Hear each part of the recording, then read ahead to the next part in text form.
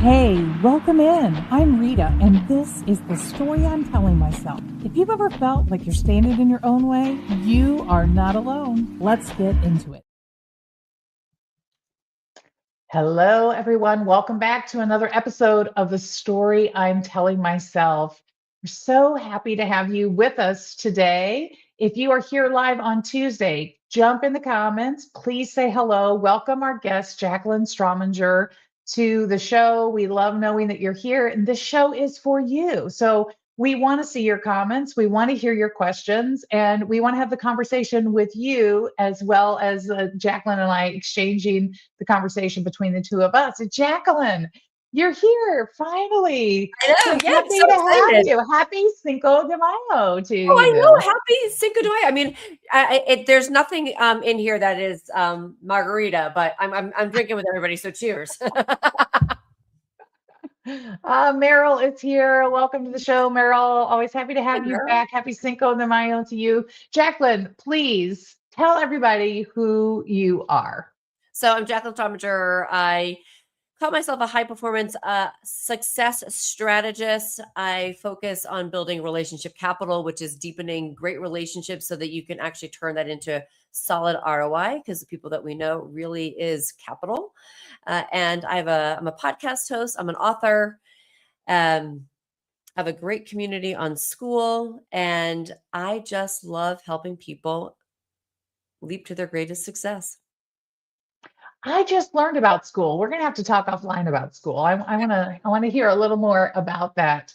Yep. So, Jaclyn, thank you for coming to share your story on the podcast today, because you're going to talk about something that is near and dear to most of us, because all of us typically have had at some moment the duck ugly moment Yep. where we look at ourselves and we find ourselves unworthy in how we are appearing in the world.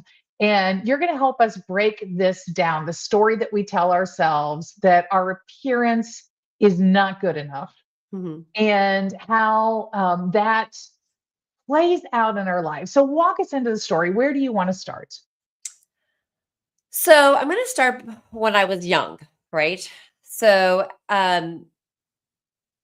it's always funny when I tell this. Not funny. It's just like because it makes me pause because it's a little raw. So when I was little, I was born. I was preemie, and not that that really matters, but I was when you're preemie, your eyes are one of the last things to develop. So I was born cross-eyed. So had a surgery when I was 6. Fast forward to when I was in my teens, my right eye started to become lazy and would drift out. It was like if I looked at you looking straight, it would go off. Now, that was like one thing. The other thing was that I had a schnoz. My nose was so flippin' big. It had its own, like, it had its own zip code because I mean, it was ginormous. So the point where I used to be able to take my tongue and put it over the top of my nose. So I will do that. It goes nowhere near it. Like, so you have to think the tip of my nose was all the way down here, like over my lip. Huge. So growing up, I was told, Jaclyn, you've got a great personality. Don't worry, we'll get that nose fixed when you're 16. Oh my. Like, what do you think that does to somebody's self confidence? Right? Like, way down. And it, it was one of those things that I was outwardly very friendly and outgoing, but man, deep down inside, I was the most insecure human being on the face of the planet. And I cringe at some of the things that I did because I was afraid to speak up because I felt like I couldn't. I was afraid that if I did, people just look at me and laugh because, I was, this crazy eye and this big ass nose. And so fast forward when I'm 16, and I should say one of the things that I did is I would go to these youth groups, and I was super, super friendly. I would meet everybody. I would shake everybody's hand, but I always had a wall up. Everybody got to know who I was, but I wouldn't get to know anybody because I didn't, I mean, they knew my name, but I didn't want to actually go deep. I didn't want to make deep connections and deep relationships because I was afraid. I was so afraid. Oh, you were told that your skin was too dark. Oh my God, it's crazy what people say, right? And And they think they're, and in that case, not trying to be helpful, but your family trying to be helpful to you. Don't worry, we can take care of that. We'll right, cosmetic surgery, it'll be okay. right, But then it's just in your head, like, oh my God, right. I'm deformed. I'm deformed. There's something wrong with me. There is, right. Christy, girl, like, Ugh, welcome to the show. And so sorry ugh, that I know. but I think this is very common among Black Right. people. Thank you for sharing that, Christy. I think it's very Yes. common between Black and Brown people. This whole Yes. thing about being too dark is a thing. Right. To anything, right? Like, so, so I learned to shake hands. I learned, but when I was 16, I got my nose done. And I still to this day I remember walking into this gym at this youth, and nobody recognized me. Like, Wow. nobody recognized me. And I'm like, "Hi, I'm Jaclyn. Hi. Hi, how are you?" They're like, "Who are you?" I'm like, "Jaclyn." And they're like, "Shut the front door." Like, "No, that's me." And it was so uncomfortable because you think that as soon as you get this fixed, things are going to change, but it didn't because I'm still the same person, but I was still insecure. And just because you change the outside, you have to change the inside too, and that takes a little bit longer to happen.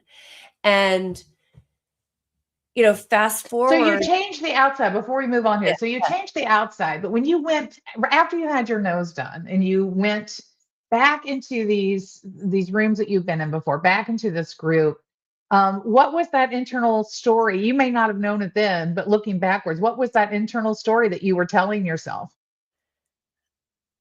I was like, why aren't people swarming to me to be my friend?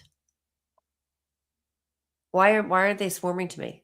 Why is life not changing? Why don't why haven't I changed completely? So the idea that you had in your head, the magical thinking of youth is as soon as we get this fixed, I'm a friendly person, everybody knows my name, and now I'm going to become the it girl. Right. And I was so not. I was so not. But I did. I thought that. I thought that so many things were going to change. I thought and there was a level of happiness. I thought somehow or another that it was going to make me happier, and it didn't. And Oh my gosh, how many of us have I'll be happy when when? stories that are related to our body image issues? Yes. I will be happier when I Right. lose that last 10 pounds, 5 pounds, whatever it is. I'll be happier when I get my hair lightened. I will be happier when I Right. straighten or my hair. Right? I mean, it's just Right. we all have those I'll be happier when Right. stories related to I have them. Friends don't leave me hanging. I think other people out there can Right. relate to this, right? Right. And and it was and that's actually one of the biggest things. It's like you you you don't your appearance can obviously, when it comes to plastic surgery, can change literally overnight, but you don't change, the inside doesn't change. And that's one of the things that um it took a really long time to figure that part out. And I mean, even though the nose was different, it was still me. I was still working through those insecurities. I mean, terribly, terribly insecure, even in college. And even though I had all these, successes, right? Leadership positions, one of these people that always had an internship, like all these things that were great. But man, I mean, I just not comfortable still in my own skin. It So and you're manifesting successes. What people would look at, like when you're doing college application, look at all the leadership she's done. Look at these things, right?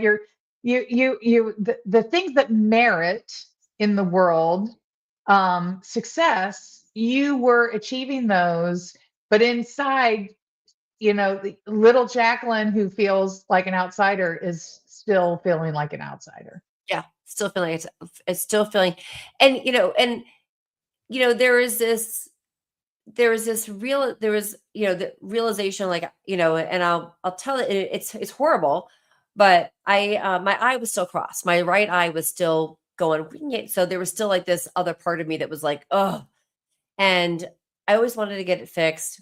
Anyway, I graduated college, I'm now working in what was like my dream career field, and I go to this get my eyes checked for this doctor, and he goes like, "Why haven't you had your eye fixed?" And I burst into tears. Like, I've been going to this the same doctor in Boston. I won't name his name. Thank God he's not practicing anymore.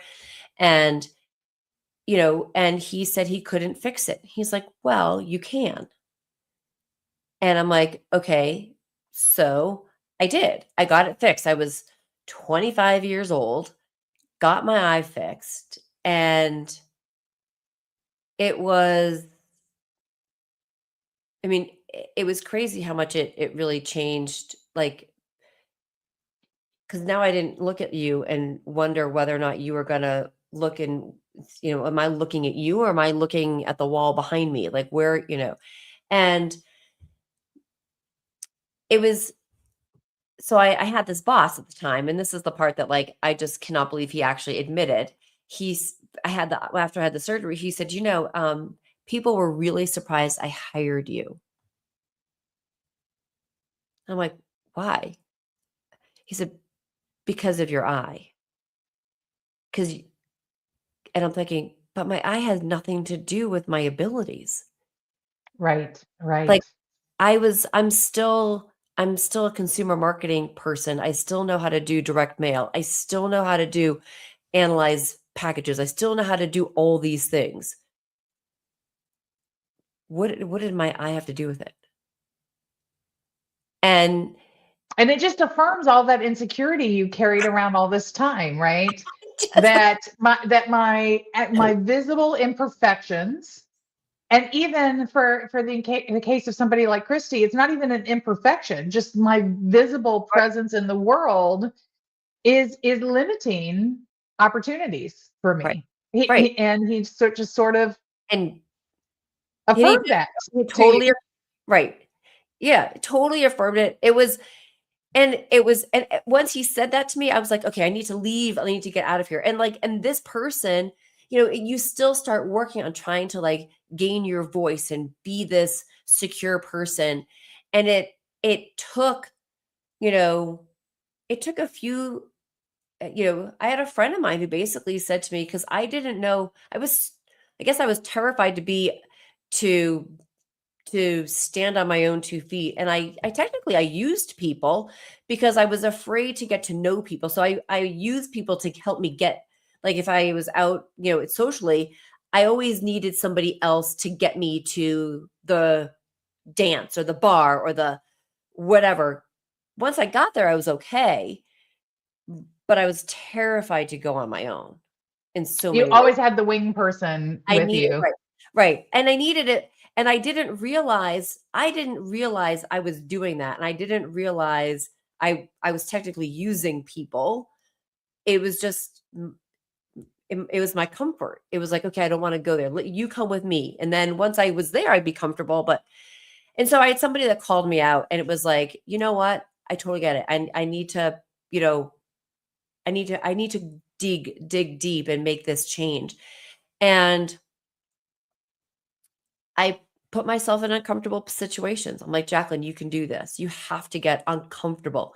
You have to understand that you need to be able to grow." So I would force myself. Like, I decided I was going to, like, drop all the people that I knew. Like, at the time I was living in New York, I'm like, "You're all not my friends. I'm going to start and go make new friends."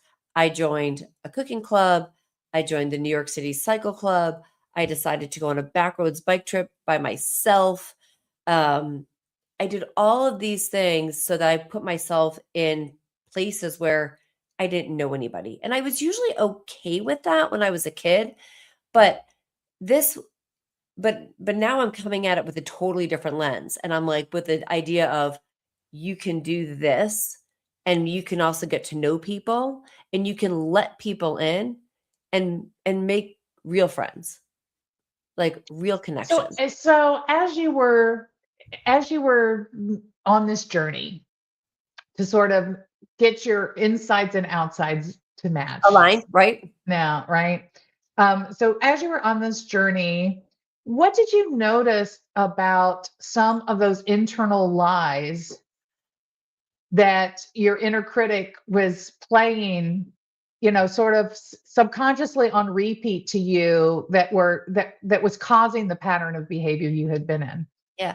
It was, even though my outward changed, I still kept telling myself that I had to tell myself I was no longer insecure. I had to tell myself I no longer had that nose. I no longer it because I you have to repeat that, because I kept telling myself, inside I was like, I still had that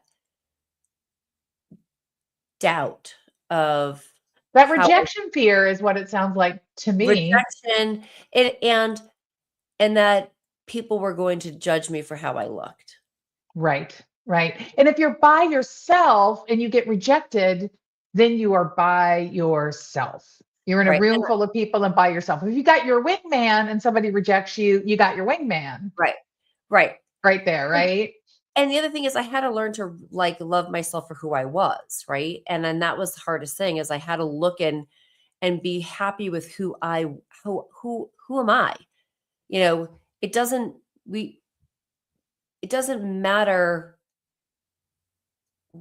it doesn't matter what you look like. It doesn't. It does You have to be good on the inside. And I had to like myself for the inside and find out who I was on the inside to make the outside actually radiate.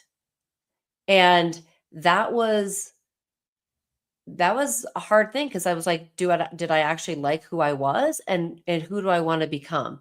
So you have to decide that. And And it's hard. so this was the where the real sounds like the real revelation came about using people. Like when you started to realize, like, I've got to know myself and like who I am fully.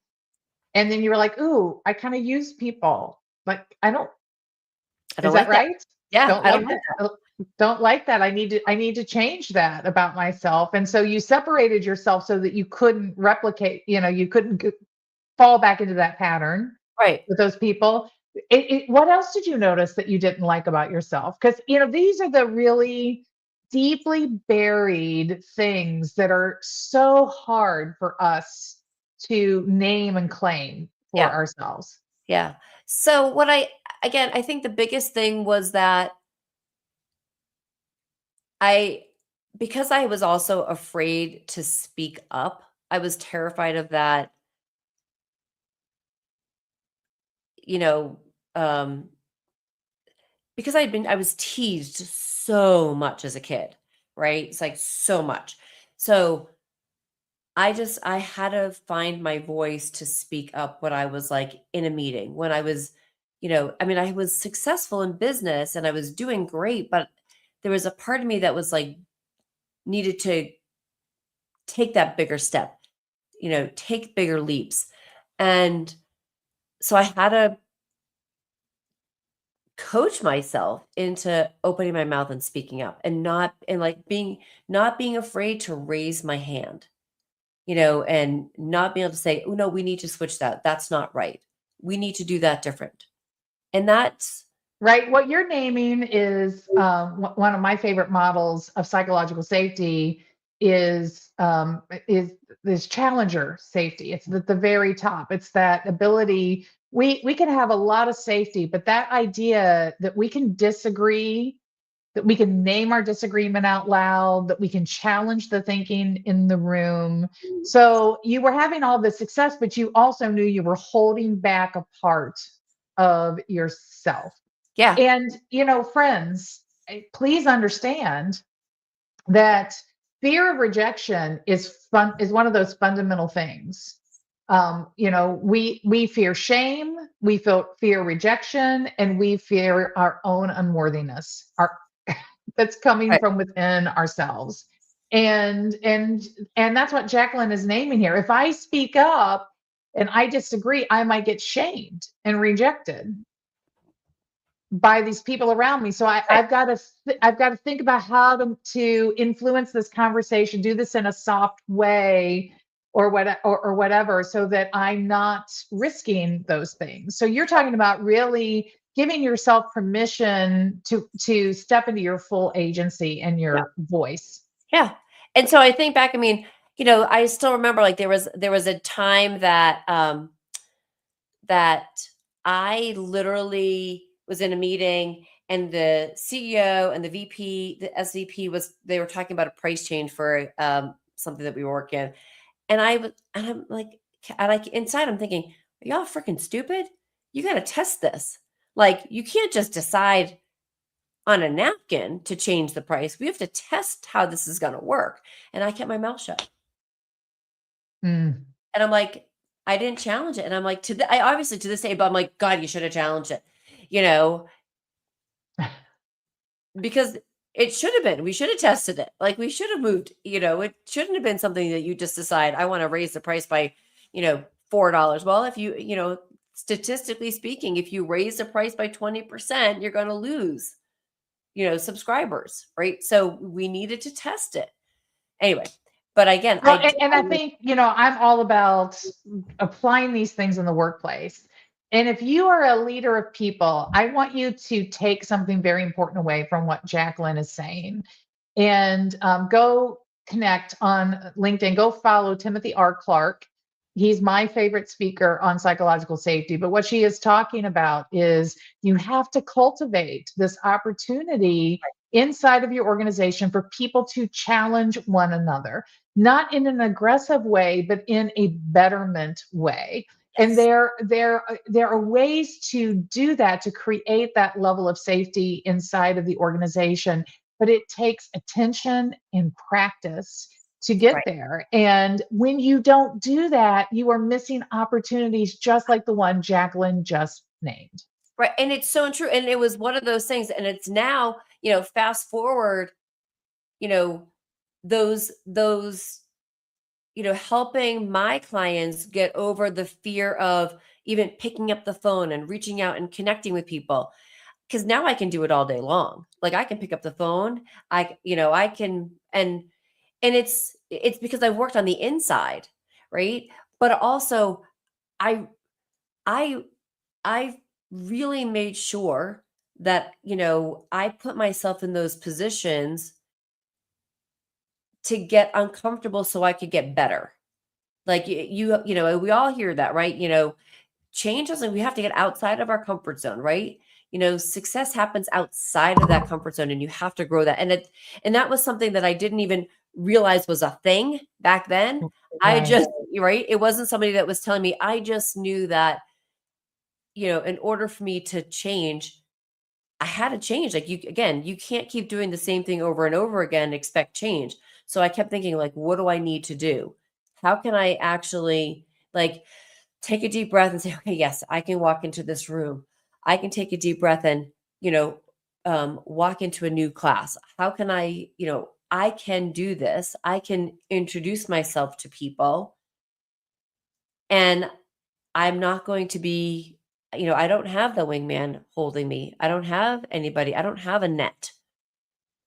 I got to make my own.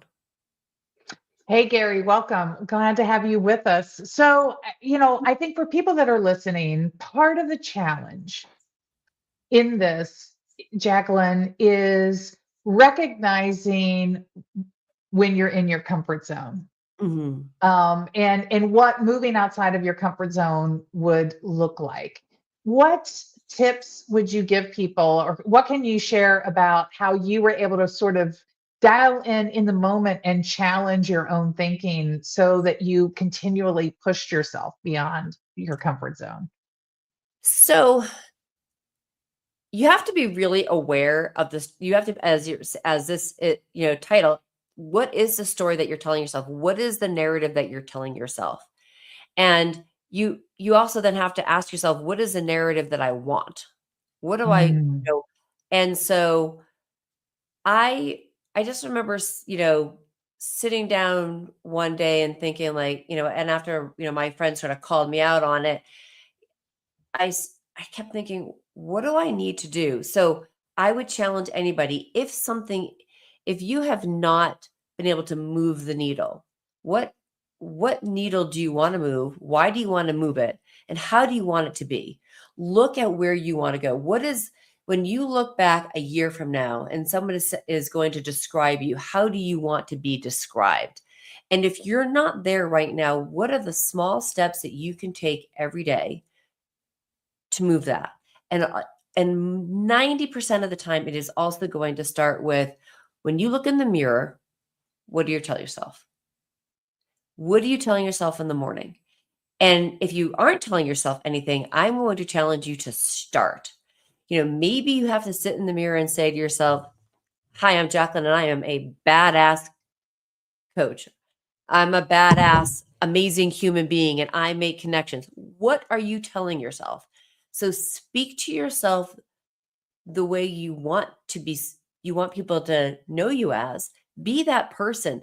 But it starts with what you tell yourself right now. Like, do that. Like, look in the mirror right now. Tell yourself something good, something positive, and do it every single day. And write that out. It's a small thing. But again, we all hear this, right? We all hear, what we tell ourselves and what we put into the universe, whether you're talking about manifestation, whether you're talking about affirmations, it is truly true. Garbage in, garbage out. So you have to decide that the garbage, what you're putting in, it can't be garbage. It has to be something good. Good in, good out. Yes, I think it's my friend Gail, who might be lurking in the show somewhere, who says, uh, where the attention goes, the energy flows. Yep. Yes. And so what you're talking about is setting very clear intentions Yes. about who you are becoming. And that's another important thing, friends. No matter what your age, you are not a finished product yet. We're all works in progress. I say we're all whips. We're all works in progress, right? It was like a term, that productivity, production in college is like work in progress. It's a whip. Like, where is it? And we are all works in progress. So we are always, I have a really great friend who says this. He says, when you ask him, how are you? He says, I'm exceptional and getting better every day. That's what we are. We are exceptional and we are getting better every day. And the way that we can get better every day is that when we become aware of how we want to be and what do we feel like we need to change within ourselves. And, one of the best ways to even start doing that is creating a little awareness journal. Write down, how are you today? Are you aware of how you're feeling? Are you aware of an action? Those being aware of, maybe it's a moment where you're like, oh, I have this negative thought. Write it down and then write something positive.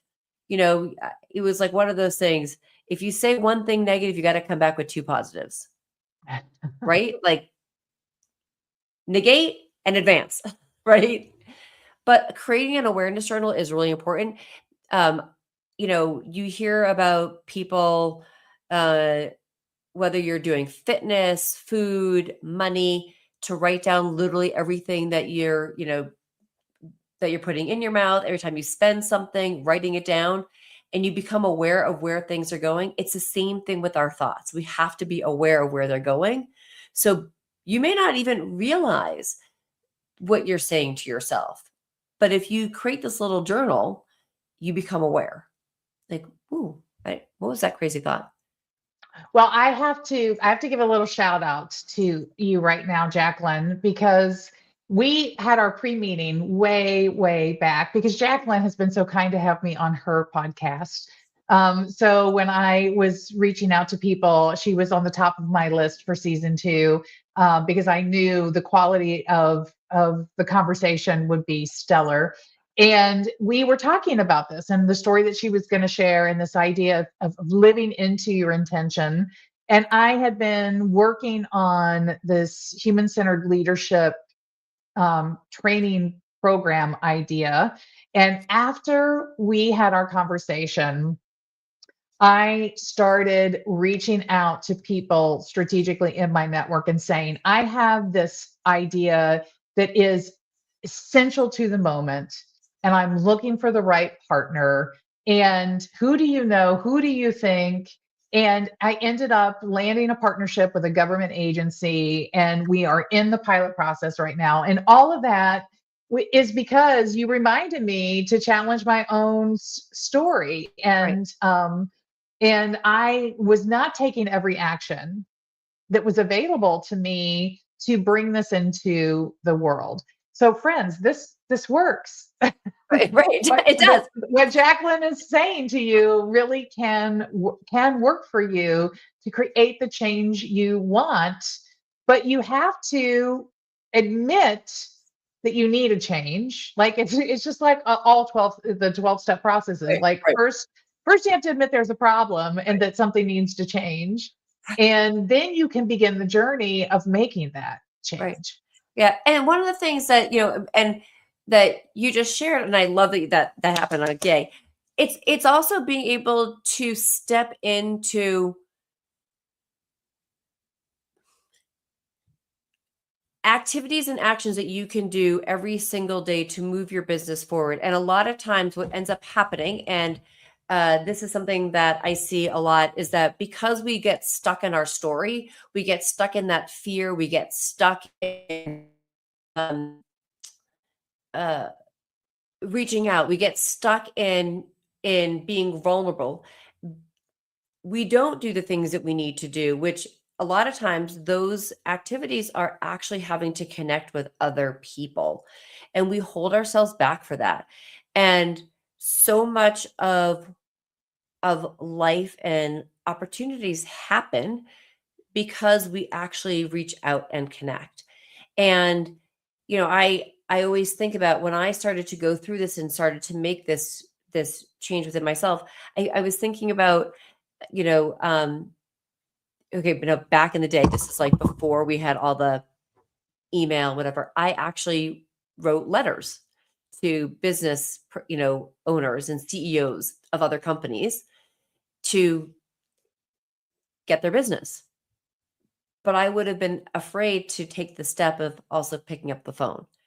So Mm. it's like send the letter and make the call. And because I got over this, I was able to actually make things happen in the businesses beyond what I had ever could happen. Like, business connections that happen, reaching out to people and moving the needle.